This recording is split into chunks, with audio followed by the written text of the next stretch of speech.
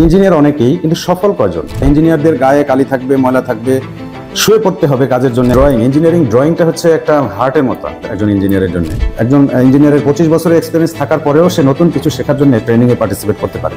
চাকরি হয়ে যাওয়ার পরেও সেটা নিয়ে আরও ভাস্ট স্টাডি করা, এগুলো সারা জীবন চালিয়ে যেতে হয়। ইঞ্জিনিয়ার মানেই কিন্তু এই না যে আমি পড়াশোনা শেষ করে আসছি, ভালো রেজাল্ট নিয়ে আসছি, আমি সাকসেস হয়ে গেলাম। তো যেসব প্রতিষ্ঠান এরকম ট্রেনিংয়ের আয়োজন করে, তাদের একটা দেশের উন্নয়নের জন্য প্রয়োজন আছে। তো আলট্রাওয়েভ ইঞ্জিনিয়ারিং আমার কাছে সেরকম মনে হয়েছে, বিধায় আমি এটাকে চুজ করেছি। তাদের কেমন হওয়া উচিত তার নিম্নস্থ এমপ্লয়ি বা যারা কলিগস আছে তাদের জন্য? তো তাদেরকে সে দুইভাবে ট্রিট করতে পারে। এক হচ্ছে ও আমার মতো করে কষ্ট করতে করতে শিখুক, আর একভাবে ট্রিট করতে পারে যে আমি যে কষ্টটা করেছি ওরা সেই কষ্টটা না করুক, যেহেতু আমি আছি আমি তাদেরকে গাইড দিই। ডাক্তারদের মতোই আমি মনে করি ইঞ্জিনিয়ারদেরও পড়াশোনার শেষ নাই, স্টাডির ভিতরে থাকতে হয়, সবসময় লেটেস্ট টেকনোলজির সাথে তাল মিলিয়ে চলতে হয়, খোঁজখবর রাখতে হয়, তাহলে হয়তো আশা করি যে সাকসেসের দিকে আগানো যায়। আসসালামু আলাইকুম। আলট্রাওয়েভ ইঞ্জিনিয়ারিং আয়োজিত ইঞ্জিনিয়ারদের সফলতার গল্পে আজকে দ্বিতীয় পর্ব। আজকে আমাদের সাথে আছে আরো একজন সফল ইঞ্জিনিয়ার, আলট্রাওয়েভ ইঞ্জিনিয়ারিং এর ট্রেনিং ডিপার্টমেন্টের সেই একজন পটেনশিয়াল মেম্বার ইঞ্জিনিয়ার রাকিবুজ্জামান, যিনি আর্টেক্স লেমিনেট এবং নাভানা সিএনজিতেও ওনার পুরো কর্মজীবন প্রায় 20 বছরের অভিজ্ঞতা। তার এই পুরো জার্নির চ্যালেঞ্জগুলো কিভাবে মোকাবেলা করেছেন, ইঞ্জিনিয়ারিং কাজগুলো কিভাবে করেছেন, এখানে তার লিডিং গুলো, সফলতাগুলো সবকিছু আজকে আমরা জানবো। ভাই আসসালামু আলাইকুম, কেমন আছেন? জি ওয়ালাইকুম আসসালাম, আমি ভালো আছি, আপনি কেমন আছেন? আলহামদুলিল্লাহ আমি ভালো আছি। আমরা খুবই আনন্দিত আপনাকে পেয়ে, এবং আমি বলতে চাই যে আপনি একজন সফল লিডারও, শুধু সফল ইঞ্জিনিয়ার না, কারণ আপনি আপনার আন্ডারে আরো বাকি যারা আছেন আপনার কলিগস, ওনাদেরকে প্রায় 6-7 জনকে নিয়ে আপনি এখানে এসেছেন। এই জ্ঞান গর্ব আপনারা আসলে কন্ট্রিবিউশন রাখবেন আপনাদের প্রতিষ্ঠানে। আসলে এরকম লিডার প্রত্যেকটা প্রতিষ্ঠানে থাকা উচিত, তাহলে এই সমস্ত প্রতিষ্ঠানগুলো আরো গড়ে উঠবে, তাদের R&D গুলো আরো বাড়বে, নতুন নতুন তথ্য প্রযুক্তি কাজে তারা আসলে ইনভলভ হবে, প্রোডাকশন রেট বাড়বে, বাংলাদেশের জিডিপি বাড়বে, এবং এভাবে করে আসলে একটি কান্ট্রি এগিয়ে যায়। সো শুরুতে আমরা আপনার অভিজ্ঞতাগুলো, আপনার এই 20টি বছরে ইঞ্জিনিয়ারিং এর যে জার্নি ছিল, আপনি কিভাবে ইনভলভ হয়েছেন এবং আপনার এখানে চ্যালেঞ্জগুলো আপনি কিভাবে মোকাবেলা করেছেন, এবং শুধু এটা না, আপনি আপনার ইঞ্জিনিয়ারিং যে কন্ট্রিবিউশন রাখার জন্য কি কি দক্ষতা আপনাকে অর্জন করতে হয়েছিল, এবং এগুলো আপনি কিভাবে অর্জন করেছেন, এই সকল কিছু একটু আমাদের দর্শকের জন্য দিক নির্দেশনামূলক ভাবে তুলে ধরবেন আর কি। জি ধন্যবাদ। আসলে আমার এই ইঞ্জিনিয়ারিং সেক্টরে আমার পথ চলাটা শুরু হয় 2006 সাল থেকে। 2006 সালে পড়াশোনা শেষ করে, ইভেন মানে রেজাল্ট হওয়ার আগেই আমি জয়েন করে ফেলি হচ্ছে নাভানা সিএনজি লিমিটেড। ওখানে তো কন্ডিশন ছিল একটা, যে রেজাল্ট ভালো হতে হবে, তাহলে চাকরিটা থাকবে। তো এটা স্বাভাবিক। হ্যাঁ, তো ইন্টারভিউটা ভালো হয়েছিল, দেখতে চাই। রাইট, ইন্টারভিউটা ভালো ছিল, দ্যাটস ওয়াই তারা আমাকে এই অ্যাপিয়ার্ড অবস্থাতেই আমার জবটা হয়ে যায়। তো আমাদের যে এজিএম স্যার ছিলেন, স্যার বলেছিলেন যে রাকিব তোমার রেজাল্ট ভালো হবে। তো আশা দিয়েছিলাম ভালো হবে। তো যাই হোক, রেজাল্ট ভালো হয়েছে, চাকরিও কন্টিনিউ করেছি নাভানা সিএনজিতে। তো আমার কাছে যেটা মনে হয় যে ইঞ্জিনিয়ার তো অনেকেই, কিন্তু সফল কয়জন? ইঞ্জিনিয়ার অনেকেই, কিন্তু সফল কয়জন? সফল তো সবাই হতে পারে না। তো এই সফল হওয়া জিনিসটাই বা কি? সফল কাকে বলা যায়, এটার একটা ডেফিনেশন থাকা উচিত। আমার কাছে যেটা মনে হয়, সফল একটা ব্যক্তি সফল তখনই যখন সে যেখানে জব করে অথবা সে যে বিজনেস করে, তার জবের যে তার যেখানে জব করে তার যে অথরিটি আছে, তারা যখন একজন ইঞ্জিনিয়ারের উপরে প্লিজড থাকে, আমি মনে করি তখনই একজন ইঞ্জিনিয়ার সফল। কারণ হচ্ছে একজন এমপ্লয়ি হিসেবে যখন একজন ইঞ্জিনিয়ার কাজ শুরু করবে, তখন তার উপর অনেক ডিপেন্ড করতে হবে ওই প্রতিষ্ঠানকে। তো ওই প্রতিষ্ঠান যদি তার উপর ডিপেন্ড করতে পারে, তার উপর ভরসা পায়, তখনই আমি মনে করি যে সে সাকসেস। তার উপর যে দায়িত্বগুলো, রাইট, টেকনিক্যাল সলিউশনের যে দায়িত্বগুলো, সেখানে সে তার সাকসেস রেট যত বেশি হবে, তার সফলতা তত বেশি। তো একজন ফ্রেশ ইঞ্জিনিয়ারের জন্য এরকম আস্থা অর্জন করা, এটা কিন্তু সহজ না। এই আস্থা অর্জন করার জন্য তাকে যে জিনিসগুলো করতে হয়, আমার কাছে মনে হচ্ছে এটা একটা বড় চ্যালেঞ্জ। ইনিশিয়াল স্টেজে তাকে যেটা প্রচুর পরিমাণে টাইম দিতে হয়, প্রচুর পরিমাণে লেবার দিতে হয়, ঘাম ঝরাতে হয়। ইঞ্জিনিয়ার মানেই কিন্তু এই না যে আমি পড়াশোনা শেষ করে আসছি, ভালো রেজাল্ট নিয়ে আসছি, আমি সাকসেস হয়ে গেলাম। এক্সপিরিয়েন্সটা অনেক বড় একটা ব্যাপার। কন্ট্রিবিউশনগুলো ওই ক্ষেত্রে, কর্মক্ষেত্রে আমি যে সেক্টরে আছি, আমার ওই সেক্টরে আমার কন্ট্রিবিউশন ভালো হবে তখনই যখন আমি প্রচুর পরিমাণে সময় দিতে পারবো, প্রচুর ঘাম ঝরাতে হয়, ইঞ্জিনিয়ারদের গায়ে কালি থাকবে, ময়লা থাকবে, শুয়ে পড়তে হবে কাজের জন্য এক জায়গায়, যেটা আমি আমার পরবর্তীতে প্র্যাকটিক্যাল লাইফে আমি যেটা ফেস করেছি বা দেখেছি, যে এভাবে করতে করতে একটা সময় কিন্তু অভিজ্ঞতা অর্জন করতে হয়। আসলে এটা শুধু ইঞ্জিনিয়ারিং না, যে কোনো কাজের জন্যই প্রচুর সময় দিতে হয় এবং প্রচুর অধ্যবসায় থাকতে হয়, ধৈর্য থাকতে হয়, ঘাম ঝরাতে হয়, তারপর সেখানে সাকসেস হওয়া যায়। যে কোনো, আমার কাছে যেটা মনে হয়, যে কোনো একটা সেক্টরে যদি 8 থেকে 10 বছর একটা লোক লেগে থাকতে পারে, সেটা আমি ইঞ্জিনিয়ারিং ব্যাকগ্রাউন্ড বাদে অন্য যে কোনো সেক্টরের কথা বলি, একটা লোক যদি পান বিক্রি করে 10 বছরে যে কত ধরনের ভেরিয়েশন সে আনতে পারে, বৈচিত্র্য আনতে পারে, এটা কিন্তু একটা মানুষের ভিতরে কিউরিয়াসিটি থাকলে সেটা আনতে পারে। তো ইঞ্জিনিয়ারদের জীবনটাও আমার কাছে এরকমই মনে হয় যে কার কিউরিয়াসিটি কেমন, যার কিউরিয়াসিটি বেশি থাকবে সে কিন্তু তার কাজে বৈচিত্র্য আনতে পারবে বেশি, তার আউটপুটেও থাকবে নানা ধরনের বৈচিত্র্য। আর বৈচিত্র্য থাকলেই নতুন নতুন জিনিস তৈরি হবে। আমি যদি গদবাঁধা নিয়মে চলি তাহলে তো সাকসেস, গদবাঁধা সাকসেস, কিন্তু ব্যতিক্রম কিছু চিন্তা যে করতে পারে তার কাছ থেকেই ব্যতিক্রম বা নতুন কিছু আসে, আমার কাছে এটা মনে হয়। আর এক্ষেত্রে নতুন কিছু করার জন্য আবার নতুন নতুন দক্ষতার প্রয়োজন হয়। অবশ্যই যুগের সাথে নতুন নতুন দক্ষতা, নতুন নতুন টেকনোলজি অ্যাডপ্ট করতে হয়, নতুন নতুন জিনিস আমাকে স্টাডি করতে হয়। অবশ্যই এগুলো নতুন নতুন জিনিসের প্রতি আগ্রহ থাকতে হয়। হ্যাঁ, আমি যে জিনিস নিয়ে আছি সারা জীবন সেই জিনিসের পিছনেই দৌড়াবো, এটা যুগের সাথে তাল মিলিয়ে সামনের ফরওয়ার্ডিং চিন্তা ভাবনা করতে হয়। তো এগুলো করলে তারপরে একটা সাকসেসের দিকে আগানো যায়, একটা অলরাউন্ড একটা মানুষে পরিণত হওয়া যায় বা অলরাউন্ড একজন ইঞ্জিনিয়ারে পরিণত হওয়া যায়। তো অ্যাট ফার্স্ট আমার কাছে যেটা মনে হয় একজন ফ্রেশ ইঞ্জিনিয়ারদের জন্য সবচেয়ে বড় জিনিসটা হচ্ছে শুরুতে ধৈর্য ধরে লেগে থাকা, প্রচুর পরিমাণে মেনশন করেছেন যে একটা সেক্টরে মিনিমাম 8 থেকে 10 বছর তার ইনভলভ থাকতে হয়। রাইট, 8 থেকে 10 বছর ডিমান্ডটা ওই সেক্টরের দক্ষতাটা টোটাল আন্ডারস্ট্যান্ডিং বোঝার জন্য এক দশক কিন্তু প্রচুর সময়। একটা ইঞ্জিনিয়ার যদি একটা বিশেষ জিনিসের পিছনে 8 থেকে 10 বছর সময় দেয়, সেটা কিন্তু অনেক কিছু সেই 8-10 বছর অনেক কিছু দেখতে পারে, অনেক এক্সপিরিয়েন্স হয় তার। এটা একটা বড় একটা জিনিস। এই হচ্ছে সময় দেওয়াটা আর ধৈর্য। আমি মনে করি যেটা প্রচুর ধৈর্য থাকতে হয়, বিশেষ করে ফ্রেশ ইঞ্জিনিয়ারদের জন্য ধৈর্য থাকতে হয় এবং লেগে থাকা, একদম মানে আঠার মতো লেগে থাকা কাজের পিছনে। আর কোনো কাজই ছোট না, যে জিনিসটাই অজানা সেই জিনিসটাই জানার যে আগ্রহ, এই আগ্রহ থাকাটা একজন ফ্রেশ ইঞ্জিনিয়ারদের জন্য অত্যন্ত জরুরি। তবে এই পথটা সবসময় যে এত সহজ হয় তা না, এর জন্য কারো গাইড লাগে, কারো সাপোর্ট লাগে। সেটা হতে পারে বাহিরের কোনো অর্গানাইজেশন, হতে পারে নিজের অর্গানাইজেশনেরই কোনো এক্সপার্ট ইঞ্জিনিয়ার, সিনিয়র ইঞ্জিনিয়ার, তাদের সাথে লেগে থাকা, তাদের কাছ থেকে হেল্প নেওয়া। হ্যাঁ, এই জিনিসগুলো আমি মনে করি একজন ফ্রেশ ইঞ্জিনিয়ারদের শুরুতে এই টেন্ডেন্সিগুলো যদি থাকে তাহলে আমি মনে করি তারা সাকসেসের দিকে আগাতে পারবে।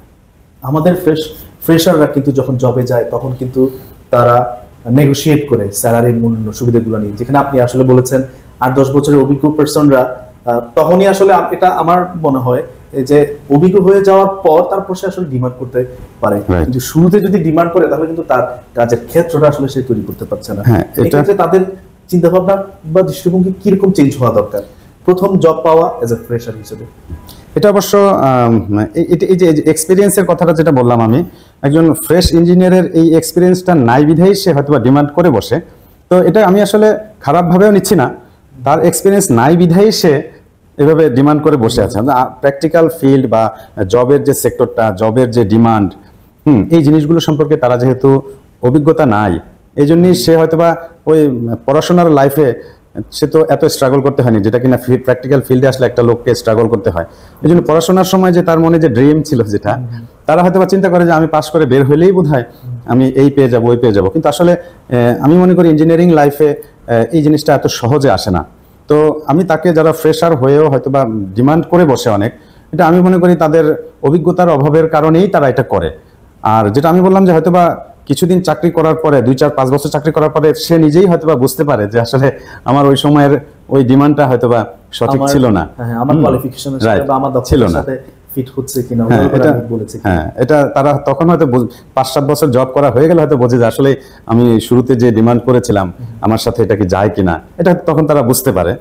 তো এটাই বললাম যে আসলে এটা, তবে এই ব্যাপারে আমরা যেটা করতে পারি যে এই ফ্রেশ ইঞ্জিনিয়ারদেরকে এই জিনিসে একটু মোটিভেট করতে পারি শুরুতে, যে আসলে আপনার যা এক্সপিরিয়েন্স, সেই এক্সপিরিয়েন্স দিয়ে এটা আনঅফিশিয়ালি তাকে মোটিভেট করা যেতে পারে যে ফ্রেশ ইঞ্জিনিয়ারদের জন্য আসলে আপনি যেটা এক্সপেক্ট করতেছেন এটা আপনি পাবেন, আপনি অবশ্যই তার যোগ্য, কিন্তু হয়তো তার জন্য আপনাকে আরো কিছুদিন সময় দিতে হবে। এই জিনিসগুলো দিয়ে আমরা তাদেরকে মোটিভেট করতে পারি, হতাশ না করতে পারি। এই আশা করি তারাও বুঝতে পারবে। অবশ্যই।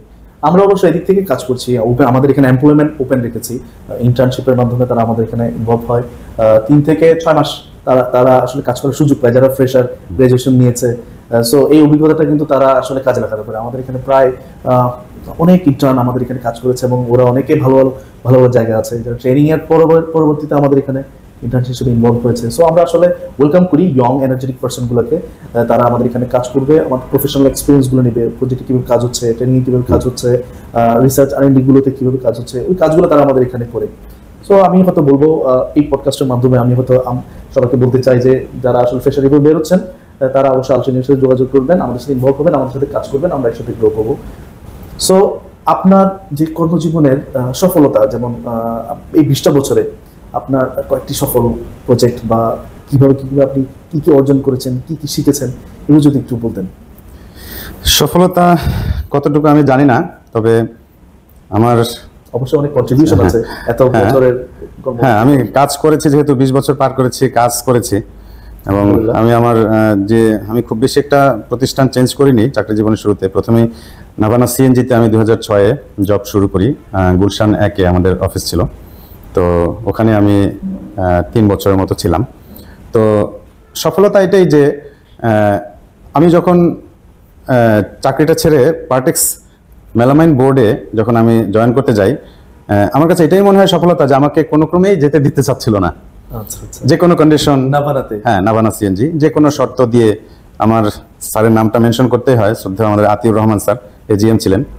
তো স্যার আমাকে বারবার বলতেছিলেন যে তোমার কি চাই, কি দরকার, তুমি বলো। তো যাই হোক, বিভিন্ন কারণে হয়তোবা আমি এখানে কন্টিনিউ করতে পারিনি। তো এই যে আমাকে রাখার যে তাদের প্রচেষ্টা আমার সেই প্রতিষ্ঠানের, আমার কাছে এটাই মনে হয় যে সফল, যে আমাকে তারা রাখতে চাচ্ছে। মাত্র 3 বছর চাকরির পরেও তারা আমাকে ছাড়তে চাচ্ছিল না, এটাই আমার কাছে মনে হয় সফলতা। এরপরে আমি জব করেছি Partex melamine board manufacturing plant, যেটা সেখানে প্রায় 3 বছর। তো ওখানেও সেম কন্ডিশন, আমি আমার সর্বাত্মক চেষ্টা করেছি আমার জব রেসপন্সিবিলিটি অনুযায়ী আমার আউটপুট দেওয়ার, এবং আমার যারা অথরিটি ছিলেন আমি তাদেরকে স্যাটিসফাইড করতে পেরেছি। আমার মনে হয় এটাই একজন ইঞ্জিনিয়ারের জন্য প্রাপ্তি, সফলতা। তো এই মনে হচ্ছে যে কর্মক্ষেত্রে আচার ব্যবহার, কারিগরি দক্ষতা সবকিছু মিলিয়ে হয়তো বা হ্যাঁ ভালো ছিল, পারফরমেন্স খুবই ভালো ছিল। তাই যখন ঊর্ধ্বতন বা মালিক পক্ষ খুশি হয়, অবশ্যই নিজেকে সফল, তখনই আমাকে মনে হয় যে সফল কিনা জানি না, আমি হয়তো আমার উপরে আমার অথরিটি সন্তুষ্ট ছিল। আপনি ইউ রেসপেক্ট ইউর পজিশন, আপনি যে পজিশনটা হোল্ড করেছিলেন আপনি ওটার মর্যাদা রাখতে পেরেছেন, এটাই সফলতা। আমরা হয়তো যারা সামনে ভবিষ্যৎ ইঞ্জিনিয়ার্স আছে তাদের আসলে নির্দেশনামূলক কিছু বক্তব্য চাই কি আপনার থেকে। যে পয়েন্টটা নিয়ে এখন বলবো, আপনি হয়তো এত বছর কাজকর্ম করেছেন, আবার এখনো ফিল করছেন 19 বছর কর্মজীবন পার করার পর চিন্তা করছেন যে হ্যাঁ, আমার এই জায়গায় আবার কিছু দক্ষতা অর্জন করা দরকার। যারা আসলে ফ্রেশ গ্রাজুয়েট বের হচ্ছে, ওনারা কিন্তু আমাদের বাংলাদেশে এখনো প্রায় লক্ষ লক্ষ স্টুডেন্টস আছে যারা ফিল করে না এই যে ইউনিভার্সিটি বা ডিপ্লোমা পড়াশোনার পাশাপাশি যে ফিল্ড লেভেলে যে পড়াশোনাগুলো আছে, যে এক্সপেরিমেন্টগুলো আছে, যে প্রজেক্ট কাজকর্ম আছে, যে টেকনিক্যাল ওয়ার্ক আছে, এগুলো কিন্তু সব আমাদের প্রাতিষ্ঠানিক সিলেবাসে নাই। এই জিনিসটা আসলে ফিল করাটাও খুব কষ্ট হয়, এবং তারা আসলে ফিল করে না যে তাদেরকে কিন্তু আরো এরকম ইউনিভার্সিটি বা ডিপ্লোমার বাইরে গিয়ে আরো ট্রেনিং নেওয়াটা খুব গুরুত্বপূর্ণ। কতটুকু গুরুত্বপূর্ণ এবং কেন গুরুত্বপূর্ণ, এই জিনিসটা নিয়ে যদি আপনি একটু বলতেন, আমাদের ভবিষ্যতে ফ্রেশ ইঞ্জিনিয়ার্স বা যারা অলরেডি গ্রাজুয়েশন করেছে, পড়ছে বা সামনে পড়বে, তাদেরকে একটু তাদের জন্য এই ক্ষেত্রে আমি যেটা বলতে চাই, যারা ফ্রেশ ইঞ্জিনিয়ার হোক, সেটা ডিপ্লোমা ইঞ্জিনিয়ারিং বা বিএসসি ইঞ্জিনিয়ারিং, যারা ফ্রেশ ইঞ্জিনিয়ার, তাদের আমি আগে যেটা বলেছিলাম যে যেহেতু তাকে প্রচুর পরিশ্রম করতে হবে, তো পরিশ্রমটা কোথায় করবে সে? কারণ আজকালকার মানে টেকনোলজি প্রতিদিন চেঞ্জ হচ্ছে, প্রতিদিন টেকনোলজি চেঞ্জ হচ্ছে। আমি গ্র্যাজুয়েশন করে বের হওয়ার পর 2 বছর যদি আমার একটা গ্যাপ হয়ে যায় জবে ঢোকার আগে, তাহলে এই 2 বছরে অনেক কিছু চেঞ্জ হয়ে যাচ্ছে। প্রত্যেকটা জিনিস চেঞ্জ হচ্ছে। তো চেঞ্জ হলে এর সাথে সাথে আমাকে ওই চেঞ্জটাকে অ্যাডপ্ট করতে হবে। কি চেঞ্জ হলো, নতুন জিনিসটা আমাকে নিতে হবে। এটা আসলে জানবে কোথায়? হ্যাঁ, এটাই হচ্ছে কথা। এখন আমি হয়তো বা 2 বছরের একটা গ্যাপে কিছু না করে শুধু বসে আছি, কিন্তু আমাদের দেশে অনেকেই আছে যারা এই প্রত্যেকটা দিনের যে টেকনোলজিক্যাল চেঞ্জ ওয়ার্ল্ডের, সেই জিনিসগুলো তারা আয়ত্ত করতেছে, তারা জানতেছে, তারা আবার কি করতেছে, শেখানোর ব্যবস্থাও করতেছে। তো আমি হয়তো 2 বছর বসে আছি, আমি পিছিয়ে গেছি, কিন্তু যারা এরকম আছে, যারা এই টেকনোলজির সাথেই আছে, তারা শেখানোর জন্য কিন্তু বসে আছে, তারা কিন্তু শেখাতে পারবে। তো এরকম যে প্রতিষ্ঠানগুলো আছে আমাদের বাংলাদেশে, অনেক প্রতিষ্ঠানই আছে। তো এরকম প্রতিষ্ঠান যারা এই ধরনের প্রশিক্ষণের ব্যবস্থা করে, যারা ফ্রেশ, তাদেরকে লেটেস্ট টেকনোলজির সাথে ইন্ট্রোডিউস করিয়ে দেওয়ার জন্য তারা যে ব্যবস্থাটা রেখেছে, আমি মনে করি এই ব্যবস্থাটা গ্রহণ না করলে শেখা যায় না। আর একা একা কতটুকু শেখা যায়, একা একা শেখা যায় না। তো যারা শেখাবে তাদের সাথে থাকলেই কিন্তু শেখা যায়। তো যারা ফ্রেশ আছে, আমি মনে করি যদি চাকরি হয়ে যায় যাদের, আলহামদুলিল্লাহ, চাকরি তো হয়ে গেল, কিন্তু চাকরি হচ্ছে না, তাদের প্রথমে ডিসাইড করতে হবে আমি আসলে কোন সেক্টরে আগাবো, কোন সেক্টরটা আমার জন্য সুইটেবল হবে। এটা আসলে নিজে নিজে ডিফাইন করতে হবে। সেটা হতে পারে নিজের ভালো লাগাও থাকতে পারে, যে আমার ওই সেক্টরটা ভালো লাগে, আবার শুধু ভালো লাগলেই হবে না, দেখা উচিত এই সেক্টরটা ডিমান্ড কেমন আছে এখন আমাদের দেশে। তো এরকম সেক্টরটা চয়েস করাটা প্রথমে হচ্ছে ইম্পর্টেন্ট। নিজেকে একটু অ্যানালাইটিক্যাল হতে হবে, রাইট, অবশ্যই। ক্যারিয়ার চুজিং, হ্যাঁ, ক্যারিয়ারটা আমি কোন সেক্টরে করব, এটাকে অনেক চিন্তা ভাবনা করে এটাকে আগে ডিফাইন করতে হবে। তারপর যদি আমরা দেখি যে এই সেক্টরটা তো আমার কাছে হয়তোবা অল্প পরিচিত, তাহলে কাদের মাধ্যমে আমি এটাতে আরো বেশিভাবে পরিচিত হতে পারি, এরকম প্রতিষ্ঠান আছে অনেক। আমি মনে করি সেসব প্রতিষ্ঠানের সহায়তা নেওয়া যেতে পারে। তাদের কাছ থেকে কোনো কোর্স বা ট্রেনিং এর অ্যারেঞ্জমেন্ট থাকে, তাদের কাছ থেকে এগুলো নিয়ে নিজেকে আরো ডেভেলপ করা যেতে পারে। সো আপনি তো মেনশন করেছেন যে এরকম টেকনোলজির সাথে তাল মিলানোর জন্য এরকম কিছু প্রতিষ্ঠানে যাওয়া দরকার, ট্রেনিং গুলো নেওয়া দরকার। আসলে কোন প্রতিষ্ঠানে যাবে, কোন প্রতিষ্ঠানকে তারা চুজ করবে, এটার জন্য আসলে দিক নির্দেশনাটা কেমন হবে? তারা অনেক তো প্রতিষ্ঠান আছে, এখন কোন প্রতিষ্ঠানটাকে তারা চুজ করবে অবশ্যই প্রফেশনাল ট্রেনিং ডেভেলপমেন্টের জন্য? হ্যাঁ, এখন সাজেশনটা আসলে তো আমি মনে করি যে এরকম প্রতিষ্ঠান তো অনেক আছে, সবাই তো নিজেকে ভালোই দাবি করবে, এটা স্বাভাবিক। কিন্তু আমাদের তো স্কোপ আছে ফিজিক্যালি গিয়ে দেখা, এক্স্যাক্টলি ফিজিক্যালি গিয়ে দেখা বা কারো কাছ থেকে শোনা। 10 জনের কাছ থেকে একটা জিনিস শুনলে নিশ্চয়ই 10 জনই মিথ্যে বলবে না, তাই না? 10 জন নিশ্চয়ই মিথ্যে বলবে না। তো যেটা হচ্ছে যে এটা ট্রেনিং সেন্টার চুজ করার ক্ষেত্রে আমি যেটা মনে করি, তারা ফিজিক্যালি গিয়ে, যারা ফ্রেশ ইঞ্জিনিয়ার আছে বা যারা আগ্রহী নতুন কিছু শেখার জন্য, তারা ফিজিক্যালি সেই প্রতিষ্ঠানটা গিয়ে ভিজিট করে তাদের ট্রেনিং সেট আপ, তাদের যারা ইনস্ট্রাক্টর আছেন, তাদের প্রয়োজন বোধে তাদের এডুকেশনাল কোয়ালিফিকেশন, এক্সপিরিয়েন্স সবকিছু যাচাই বাছাই করা। তারপরে ওখানকার আরো যারা ট্রেনিস আছে, যারা ট্রেনিং করে বের হয়েছে বা যারা প্রেজেন্ট ট্রেনিং করতেছে, তাদের সাথে কথা বলা, সবকিছু রিভিউ নেওয়া। হ্যাঁ, সবকিছু রিভিউ নিয়ে তারপর আমি মনে করি যে একটা ট্রেনিং সেন্টার সিলেক্ট করাটা এটা মানে ইম্পর্টেন্ট। আরো যে জিনিসটা দেখা উচিত, যে প্রতিষ্ঠানের সাথে আমরা ট্রেনিং করতেছি সেই প্রতিষ্ঠান আমাকে ফ্যাক্টরি লেভেলের সাথে টাচ করিয়ে দিতে পারতেছে কিনা, এটাও একটা বড় ইম্পর্টেন্ট। কোন প্রতিষ্ঠান ফ্যাক্টরি পর্যন্ত আমাকে পৌঁছে দিতে পারতেছে, এটা একটা বড় একটা ইম্পর্টেন্ট জিনিস। যে যারা কাজ, যারা আসলে ইনহাউস করছে, এটা আসলে ফ্যাক্টরি লেভেলে অ্যাপ্লিকেশন গুলো কিভাবে হচ্ছে জিনিসটা জানাটা বেশি ইম্পর্টেন্ট। এটা তো এখান থেকে অবশ্যই শেখাতেই হবে, কিন্তু এমন অনেক প্রতিষ্ঠান আছে যারা একজন ট্রেনিকে একদম ফ্যাক্টরি পর্যন্ত পৌঁছে দিচ্ছে, real world right execution application. তো এটা একটা বড় ইম্পর্টেন্ট জিনিস। এটা কোন ট্রেনিং প্রতিষ্ঠান এটা করাতে পারতেছে, সেটাও দেখা উচিত। আমি মনে করি ট্রেনিং তো অনেকেই করায়, অল্প টাকায় অনেকে ট্রেনিং করায়, অল্প টাকায় অনেক ট্রেনিং করায় দিয়ে শুধুমাত্র একটু অল্প স্বল্প একটু শিখাই। আমি আমি আমি আমার পার্সোনাল ইয়েতে বলি, আমি প্রতিষ্ঠানের নাম বলছি না, আমি পিএলসি শেখার জন্য আমি অন্ততপক্ষে মনে হয় আরো 3 থেকে 4 জায়গায় গত 17-18 বছরে আমি দৌড়াদৌড়ি করেছি। তো সর্বশেষ আমি যেখানে আসছি সেটা হচ্ছে আল্টেরিয়র ইঞ্জিনিয়ারিং। এটা আমি খোঁজ পেয়েছি একজনের মাধ্যমে, আমি ফিজিক্যালি এসেছি, এসে তাদের ল্যাব সেট আপ দেখেছি, তাদের ইনস্ট্রাক্টরদের যে কর্ডিয়ালিটি, এটা আমার কাছে ভালো লেগেছে। যে কারণে আমি একা না, আমি আমার আরো 6 জনের একটা টিম নিয়ে, পুরো টিম নিয়ে আমি চলে এসেছি এখানে ট্রেনিংটা করার জন্য। জি, ভালো একটা কাজ। হ্যাঁ, এটার পিছনে কারণ ছিল যে ওনারা আমাদের জন্য যেটা করতে পেরেছেন আল্টেরিয়র ইঞ্জিনিয়ারিং, সেটা হচ্ছে আমার জন্য আমার সময়ে আমাকে একটা স্পেশাল কোর্সের ব্যবস্থা উনি করতে পেরেছেন, যেটা কিনা আর কোথাও হয় না। আর কোথাও পারা যায় কিনা আমি জানি না, যেতেও পারে, কিন্তু আমাদেরকে স্পেশাল কেয়ার নিয়ে যেহেতু তারা একটা কোর্স করাতে পেরেছেন, আমার কাছে মনে হয় অন্যান্যদের জন্য তারা স্পেশাল কেয়ারটা নেয়, আমার কাছে মনে হয়, আমি বিলিভ করি। তো আমি এখানে এসে তাদের ল্যাব সেট আপ, ইনস্ট্রাক্টরদের আন্তরিকতা সবকিছু দেখে আমার কাছে ভালো মনে হয়েছে। আমি অ্যাডমিশন নিয়েছি, দেখি এখন এখান থেকে আমি কতটুকু আউটপুট নিয়ে যেতে পারি। আর তাছাড়া আরেকটা জিনিস আমি যেটা এখানে এসে আমার ভালো লেগেছে সেটা হচ্ছে মানে ছেড়ে যেতে চাইলেও আমি যেতে পারছি না, মানে যেটা আমাকে বলে দেওয়া হয়েছে অলওয়েজ দরজা খোলা অলরেডি, যে হ্যাঁ রয়্যাল মেম্বারশিপ জি আমার কোর্স শেষ হয়ে গেলেও আমাকে আসার যে একটা সুযোগ, যে কোনো প্রবলেম বা যে কোনো সমস্যায় আমাকে আবার তারা যে এখানে আসার সুযোগটা দিয়েছে, এটা খুব ইম্পর্টেন্ট এবং খুবই, আমি আগে যে জায়গায় যে জায়গাগুলোতে ট্রেনিং করেছি আমি সেকেন্ড টাইম ওখানে রিচ করতে পারিনি, কিন্তু এখানে এই সুযোগটা পাওয়ার কারণে আমি আমার মতো করে শিখতে পেরেছি, এটা একটা সুবিধা। আমি আমার ডিমান্ডগুলো তুলে ধরেছি এখানকার ইনস্ট্রাক্টরদের কাছে যে আমি এইভাবে শিখতে চাই, আমি এই টপিকসগুলো শিখতে চাই, ওনারা আমাদের জন্য সেটার ব্যবস্থা করতে পেরেছেন। তো এই ধরনের জিনিসগুলো যে প্রতিষ্ঠান করাতে পারবে, যে যারা তাদের ট্রেনিদেরকে এইভাবে সাপোর্ট দেবে, এভাবে ইভ্যালুয়েট করবে, আমি মনে করি সেই প্রতিষ্ঠানে ট্রেনিং করতে যাওয়াটা উচিত। কারণ ট্রেনিং অনেকেই করায়, তো ট্রেনিংয়ের মতো ইনস্ট্রাক্টরদের সাথে ট্রেনিদের ওইভাবে যে বন্ডিংটা, এটার খুব ইম্পর্টেন্ট। কারণ ইঞ্জিনিয়ারিং ব্যাকগ্রাউন্ডে আসলে এই বন্ডিংটা খুবই জরুরি, যে শিখাবে এবং যে শিখবে তাদের মধ্যে। তো সেটা আমি এখানে এসে পেয়েছি। আলটিরিয়র ইঞ্জিনিয়ারিংকে জন্য আমি এক গ্রেড উপরেই রাখছি।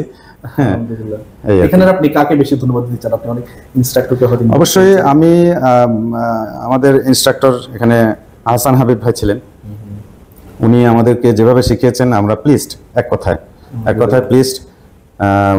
ওনার সাথে আমাদের সম্পর্কটা ওইরকমই হয়েছে, খুব ফ্রেন্ডলি, মানে কোনো কিছু রেখে দিচ্ছেন উনি ভিতরে, আমাকে অ্যাভয়েড করে চলতেছেন, আমার প্রশ্নের উত্তর দিচ্ছেন না, আমি যেটা শিখতে চাচ্ছি শেখাচ্ছেন না, এরকম আমি কখনো দেখিনি। এটা খুব ইম্পর্টেন্ট একটা জিনিস একজন ইনস্ট্রাক্টরের থাকা উচিত, যে জি যেটা। আর উনি অ্যাজ এ ম্যান উনিও ভালো, অনেক যথেষ্ট, উনিও স্কিলড আমার কাছে মনে হয়েছে। উনি ইঞ্জিনিয়ার হিসেবেও আশা করি উনি ভালো, ইনস্ট্রাক্টর হিসেবে আমি তাকে খুব ভালো বলছি, কিন্তু ইঞ্জিনিয়ার হিসেবেও আশা করি উনি ভালোই হবে। আমাদের প্রজেক্টে কাজগুলোতে ইনভলভ থাকে, সার্ভিস দেয় ঢাকায়, ওনাকে আমরা ঢাকা থেকে এখানে নিয়ে আসছি।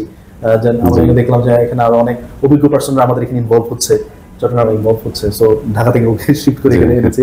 আলহামদুলিল্লাহ আমরা আপনাদের পুরো একটা টিম আমাদের সময় থেকে পেয়েছি, এবং আমরা আমাদের ক্লায়েন্টকে অনেক বেশি ইম্পর্টেন্স দিই, সেটা 4 জনের হোক, 10 জনের হোক, 15 জনের হোক, 20 জনের হোক, আমরা সবাইকে, সকল যে কোনো অ্যামাউন্টের গ্রুপকে আমরা মানে আমাদের বেস্টটা দেওয়ার চেষ্টা করি। We try our level best, আলহামদুলিল্লাহ।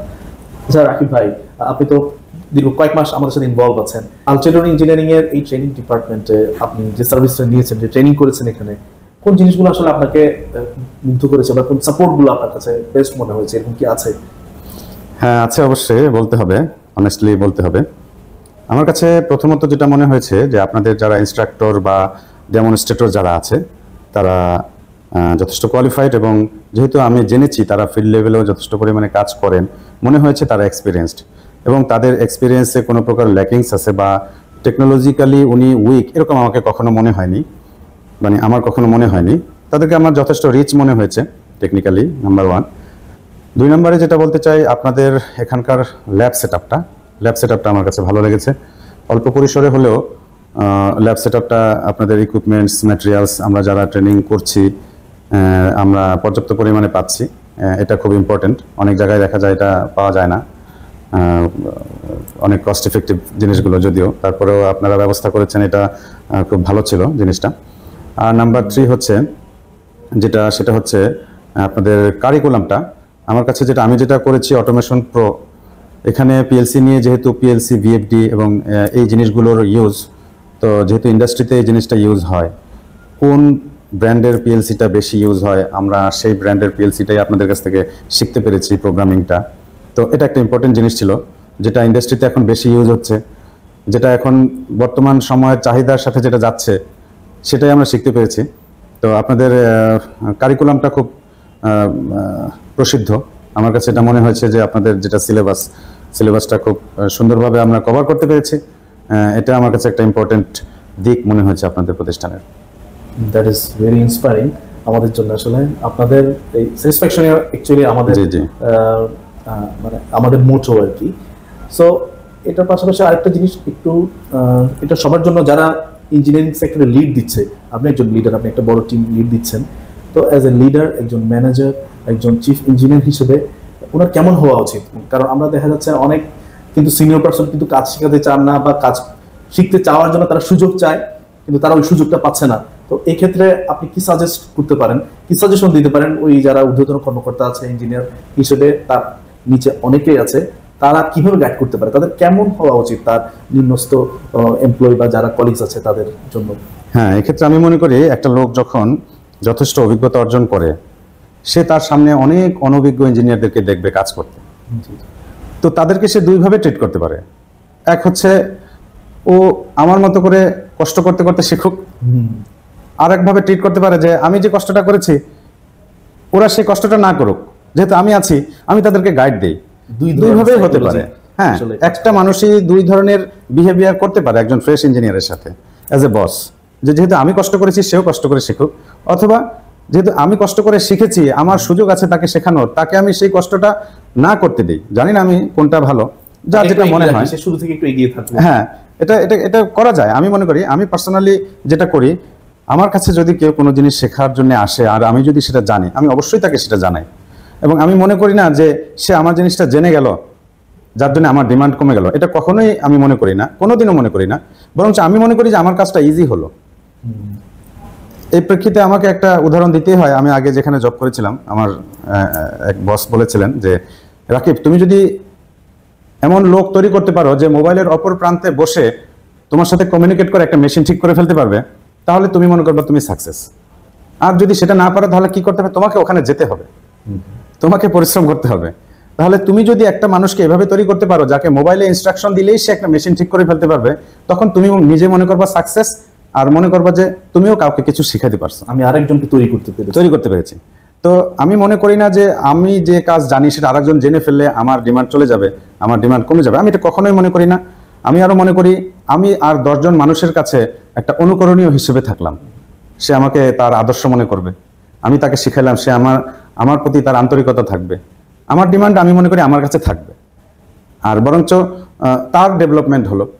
আমার ডিমান্ড আমার কাছেই রইলো। আমি মনে করি এই জন্য যে একজন বস হিসেবে সাবঅর্ডিনেটদের অবশ্যই শেখানো উচিত এই জন্যে যে যাতে তুমিও ভালো থাকো, আমিও রিল্যাক্সে থাকি।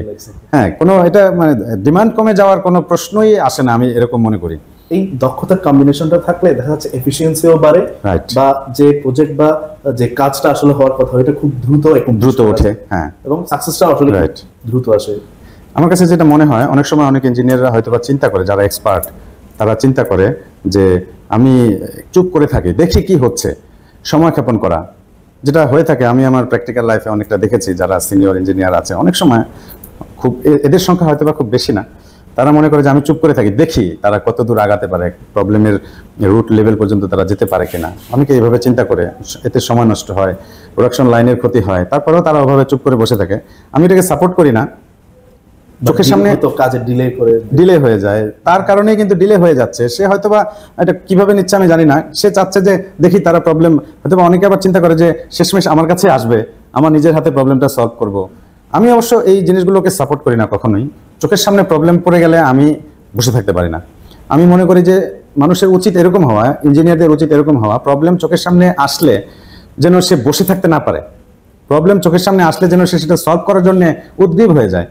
হ্যাঁ, এটা ডিলে না করে। আমি মনে করি মানে সলভ করতে চাওয়া এবং ওই সলভ করার ক্ষমতাটা আসলে দক্ষতাটা যাতে তৈরি হয়। হ্যাঁ, না এটা এটা এটা যেহেতু সে দক্ষ বলেই সে প্রবলেমটা খুব দ্রুত ধরে ফেলছে।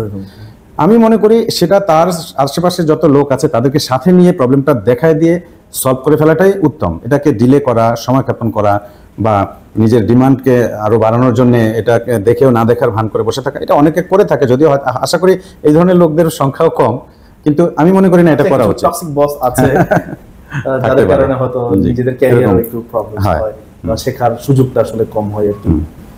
সো আমরা বলতে গেলে সময় নিয়েছি, আমরা একদম শেষের দিকে চলে এসেছি, এবং আমি চাই আপনি ফ্রেশারদের জন্য কিছু বলবেন যারা ভবিষ্যতে আসলে ইঞ্জিনিয়ারিং পড়বে বা পড়ছে, বা এখনো অনেকে ইঞ্জিনিয়ারিং পড়াশোনা করে ফেলেছে কিন্তু ইঞ্জিনিয়ারিং লাইনে থাকতে পারে না, অন্যদিকে সুইচ করছে বা করতে হচ্ছে। মানে এগুলো আসলে কোন ভুলের কারণে ইঞ্জিনিয়ারিং পড়াশোনার ক্যারিয়ারে আসলে এই 4টা বছর বা ডিপ্লোমা, পলিটেকনিকে, ইউনিভার্সিটি ইঞ্জিনিয়ারিং স্টুডেন্টস ক্যারিয়ারে কি ভুলগুলো করার কারণে তাদের আসলে এই ইঞ্জিনিয়ারিং লাইফে ক্যারিয়ারে তারা থাকতে পারে না, তাদের জন্য কিছু দিক নির্দেশনা দিন। হ্যাঁ, আমার কাছে যেটা মনে হচ্ছে, প্রথমেই এই প্রেক্ষিতে আমার 3 ইডিয়ট মুভিটার কথা মনে পড়ে গেল, যে আসলেই তারা চোখে আঙুল দিয়ে দেখিয়ে দিয়েছে যে আমি যেটা পছন্দ করি আমি সেদিকে আগাচ্ছি কিনা, আমার কিউরিসিটি যেদিকে আমি সেদিকেই যাচ্ছে কিনা, এটা আমি মনে করি শুরুতে আসলেই ডিসাইড করে নেওয়া উচিত।